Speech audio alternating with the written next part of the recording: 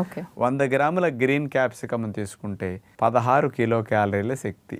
Carbohydrates 2 గ్రాములు, protein 1 gram, fibre 2 గ్రాములు, vitamin C 123 మిల్లీగ్రాములు. ఇవి మెయిన్గా క్యాప్సికమ్ గ్రీన్లో ఉండే పోషకాలు. మరి డాక్టర్ గారు, క్యాప్సికమ్ ఏ జబ్బులు ఉన్న వాళ్ళు లేదంటే ఏ సమస్యలతో బాధపడుతున్న వాళ్ళు ఎక్కువగా వాడుకోవచ్చు అంటారు? ఈ క్యాప్సికమ్లో ఉండే క్యాప్సైసిన్ అనే కెమికల్ కాంపౌండ్ వల్ల స్పెషల్గా 3 ఫలితాలు మనకు వస్తాయమ్మా.